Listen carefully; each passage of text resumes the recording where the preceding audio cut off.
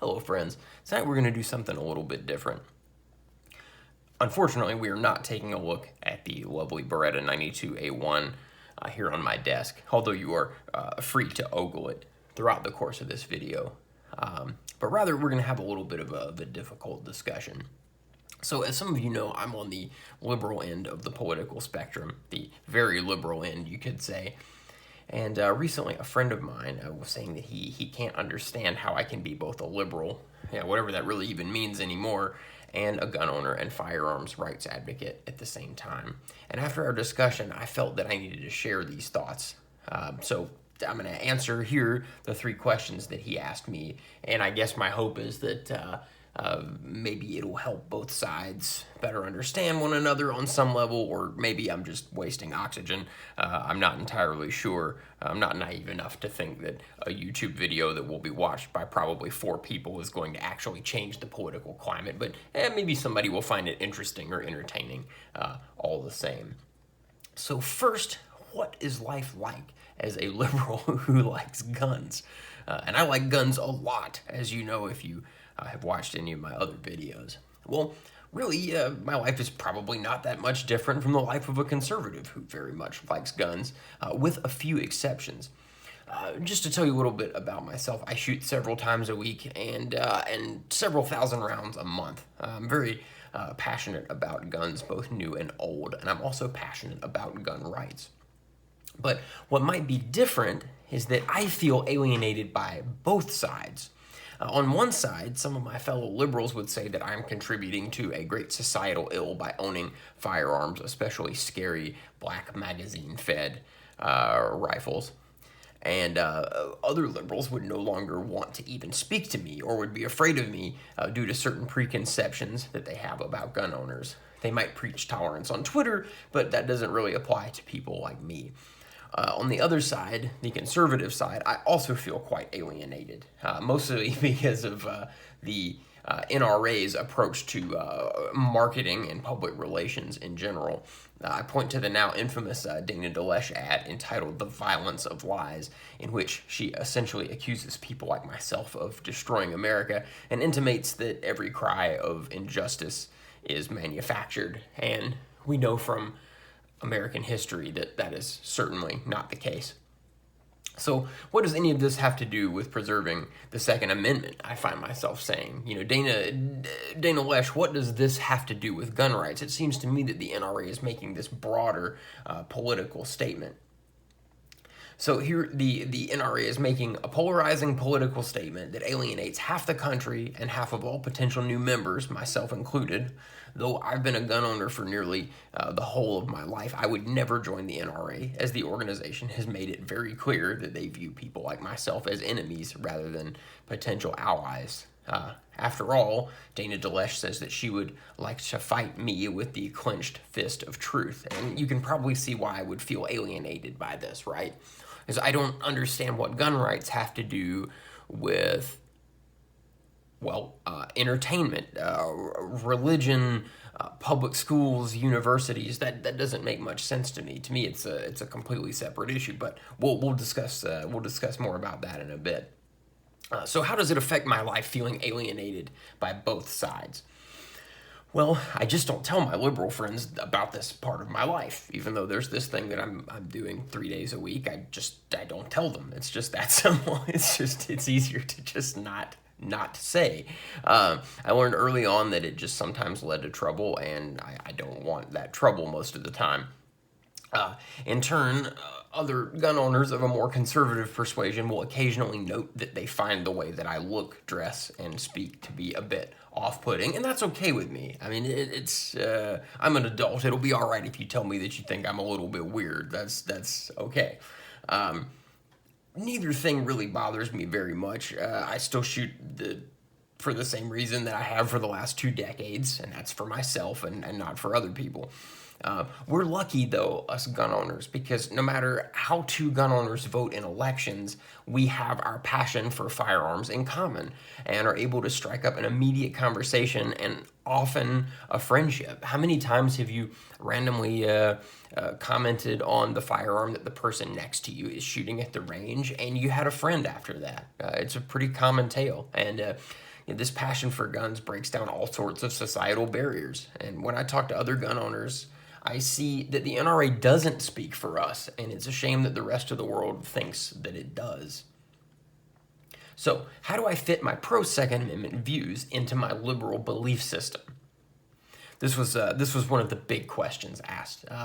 Well, in the classic sense, liberalism is about individual liberties. Liberalism is also about eschewing traditional values when they conflict with those individual liberties, though that last part is not a prerequisite. In other words, a person of traditionally liberal beliefs would not say something like, we have to maintain this law even though it restricts our freedoms because we've always done it that way. It's our tradition, so we're going to keep it like this. But in the classic sense, a true liberal ought to not only fight against more gun restrictions, but he, she, or they would endorse the expansion of firearms rights. Who is the state to tell me what firearms I can't own? In fact, who is the state to tell me that I can't own anything that I have the funds to purchase? As you can see logically, it's actually very easy to fit a pro to a view into liberal ideology. In fact, I find it maybe more difficult to understand the current hatred of firearms rights among modern liberals. It's a lack of critical thinking most of the time. Since many of them have grown up in an era of increased gun control, the sunset of the hilariously ineffective assault weapons ban being the exception, they are in fact taking a conservative viewpoint by calling for more gun control, adhering to the arguments that they've heard their whole lives. Let's use the NFA as a specific example. The NFA is one of the most unliberal pieces of legislation ever passed in this country, up there with the wave of anti-abortion laws that were passed in nearly every state in the 1820s. With the NFA, we see individual rights being stripped from citizens in the worst way through a prohibitively expensive tax. That's not very liberal, is it?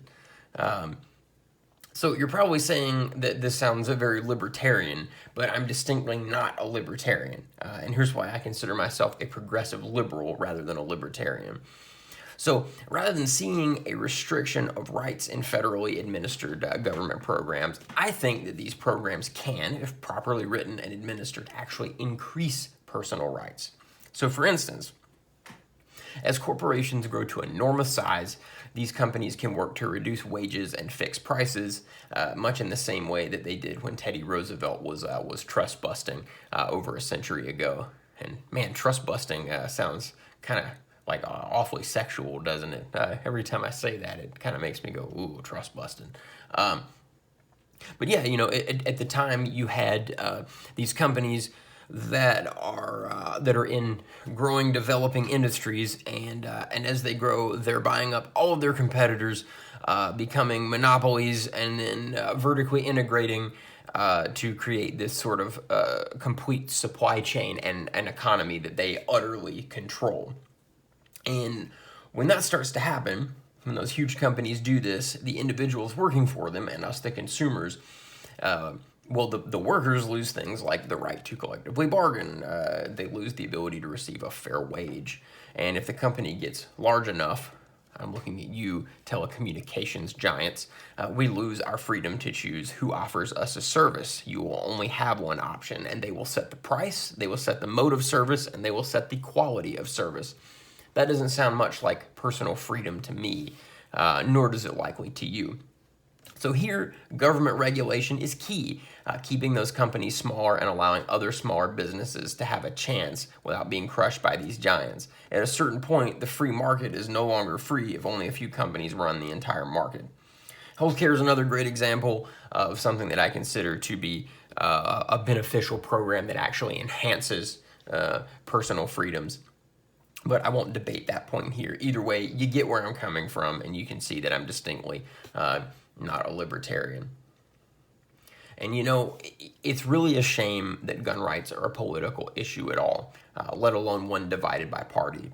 The preservation of the Constitution transcends liberalism and conservatism. Our founding document is an essential part of the character of our nation. So when you were young, you probably envisioned a future in which we had more freedoms as the nation grew older, right? Never did you foresee that you might have less, because we always think that life is going to get better, or at least we hope. When I was a kid, I watched an awful lot of Star Trek: The Next Generation. That was on every week, and I loved it.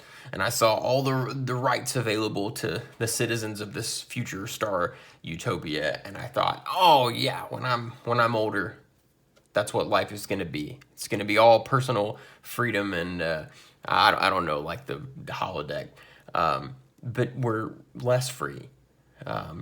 And regardless of political opinion, conservative or liberal, we share this concern among us, and it informs how we vote, because we have a different idea about how we might solve this problem, but we still have that worry. So anytime we have this discussion, we have to remember that though our approaches might be different, our concerns are ultimately the same. But please excuse me while I drink some water. This long monologue is leaving me rather parched. And the last question that I was asked is perhaps the most important to me. I thought it was the most interesting. I was asked, how can I still be a liberal and be pro-gun? Are these two things not mutually exclusive? Well, to me, it's easy. Yes, you can be both. But the reason why isn't so simple. I, like you, am not a political monolith. I'm not a single issue voter. There are other amendments besides the second one. I can't say I only vote in line with my gun rights. I have other concerns. I'm against any regulation of firearms at all on any level, but I'm also in favor of universal health care. I'm an atheist, and the Republican Party largely follows Christian beliefs. I don't want to live in a theocracy. Also, women have the right to receive abortions. So you can see that my other beliefs put me mostly in the progressive liberal category, even though I wildly disagree with the party on many things, not just gun laws. But again, I'm not a monolith. The Democrats are most in line with the direction that I want to see the country move, but only to a point. And my conservative friends feel much the same way about the Republican Party, I've noticed. I don't think that they feel like they are universally being represented well at the moment. Personally, I feel that the Democrats have forgotten that liberalism is about individual liberties. In fact, I would say that most Democratic politicians have completely moved away from this and wouldn't even understand what I was talking about if I brought that up. And on the flip side, I feel that the Republicans have forgotten that our nation is the melting pot and not a homogenous religious state. But we vote with the party that best suits most of our political beliefs because we only have two options. It's quite depressing. Though I love guns, there is more to my life than firearms. Yes, they are a very, very important part of my life, a huge part, but not the only part. And you likely feel the same way. You have a whole life outside of firearms. But yet we, particularly as gun owners, are taught that we are supposed to only vote on one issue.